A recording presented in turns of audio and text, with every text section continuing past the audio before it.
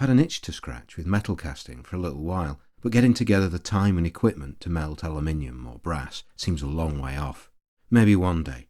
In the meantime, inspired mostly by Jimmy Porter at Stuart Arts, I decided to give melting some pewter a go. For quite a while now, I've been picking up odd items at car boot sales, markets and charity shops. They generally go for a couple of quid a piece, less if they're a bit squashed. Before I started, I did a bit of research, just for interest's sake. As far as I know, everything I've recycled is classed as modern pewter. The composition of the really old stuff before 1800 or so usually contains varying amounts of lead. This made for a more durable alloy, but poses a health risk for anything that's used for food or otherwise has frequent skin contact. This may or may not be an issue depending on what you're planning to make from it.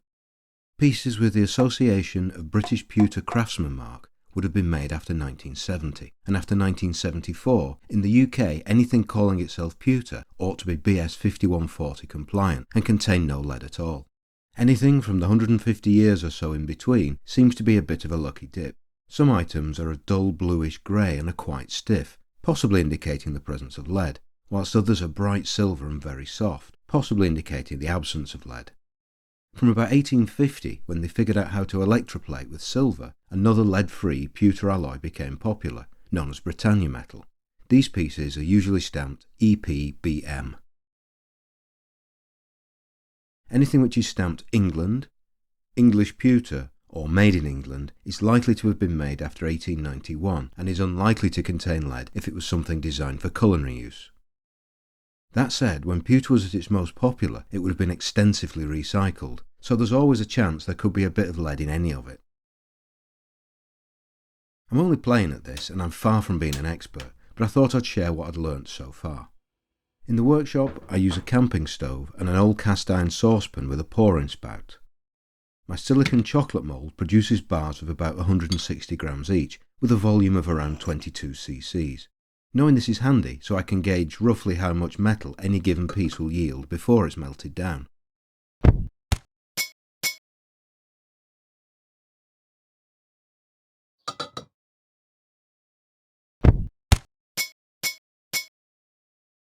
The first couple of attempts I made with the mould produced a bubbly surface finish like an aero, owing to the trapped moisture being unable to escape. This improved once I'd used it a few times, and a light dusting of talc seems to help too.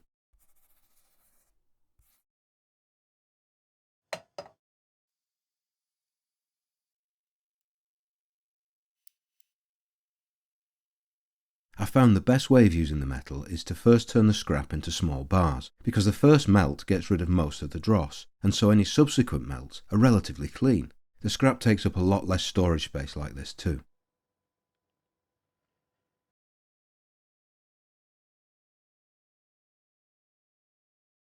To help eliminate any glass or other non-pewter parts, I generally cut the metal into small pieces with tin snips prior to melting. These intermediate bars often have a golden colour. The only reference I've found is a single line in a book which suggests it may be due to too much copper in the mix, but I'm not convinced that's what's going on here. Small pours, which cool really quickly, remain smooth and silver, but the larger ingots that take a minute or two to solidify usually become yellow. It's only a surface coating, the metal underneath is silver. I'm guessing it's oxidation of some sort. To test whether I have any control over the yellowing, I did a series of test pours. The control was a standard pour that was allowed to air cool slowly. Next, I water cool the mould, which solidifies the metal quicker.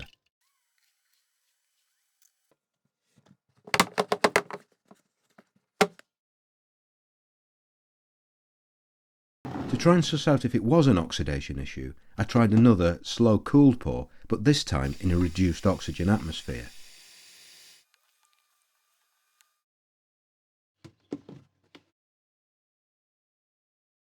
And then the opposite, trying a slow cooled pour in an oxygen enriched atmosphere.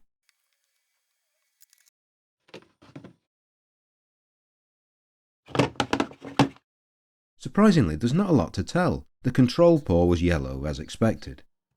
The water-cooled pour was noticeably less yellow. The cooling in argon and oxygen were about the same as the control. Interestingly, the oxygen cooling has the mystery crystalline surface texture that I see from time to time. This may be due to mechanical stresses, or it may be tin or antimony crystallising. I can't find any mention of this anywhere either. It seems most pronounced on very hot pours that air cools slowly, but on this occasion it wasn't overly hot and it cooled in oxygen. If anyone has any thoughts on either the yellow colour or the crystalline finish, leave me a comment. Soaking for an hour in 20% citric acid solution seems to remove the colour without having a detrimental effect on the underlying metal. Eventually I began to realise I'd fallen down a bit of a rabbit hole and left it at that before I wasted any more time or gas. In truth, the yellowness is more of a puzzle than a problem. The finger bars get remelted in any case. Pewters are typically quoted as melting around 230 degrees C, varying a bit depending on their exact composition. As a guide, I'd suggest pouring the metal just after it's fully liquid. If the surface skins over grey, it's way too hot. If it quickly turns yellow as soon as it's scraped clean, it's probably a little bit on the hot side. For me, either case can give a poor finish on anything that's large enough to cool slowly. If the surface stays silvery for a little while whilst being fully liquid, it's probably about right. And so on to making the bars. At the same time as collecting the pewter, I've been saving cardboard tubes from rolls of kitchen foil. I covered the end with masking tape and then added a compacted tissue plug because this wouldn't melt. Next I made a funnel from a breakfast cereal box.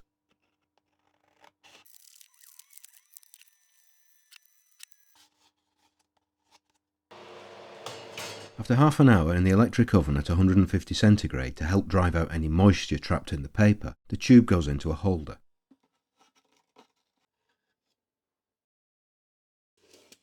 Knowing the volume of the tube, I can melt enough finger bars to fill the mould in one quick motion, plus one or two for the pot to help hold back any dross. Glasses are always a good idea in the workshop, but for this particular job I've gone for a full face mask and gloves. Nothing unexpected has happened so far, but the shape of the mould reminds me of a Roman candle, and I wouldn't want it to go off like one in my face. The funnel's stapled at the top to the tube holder, and the molten metal is poured.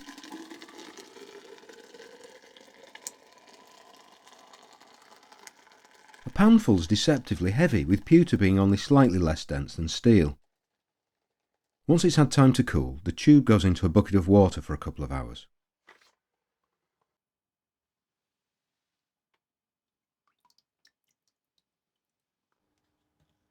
With the cardboard softened, it's peeled off to reveal the metal inside.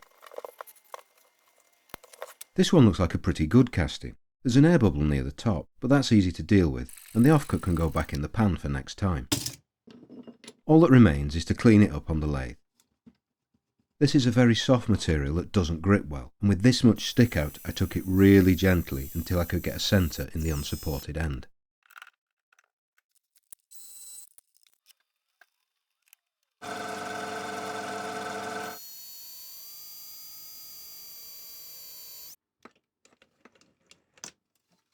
The nice thing is, all the chips can be recycled too.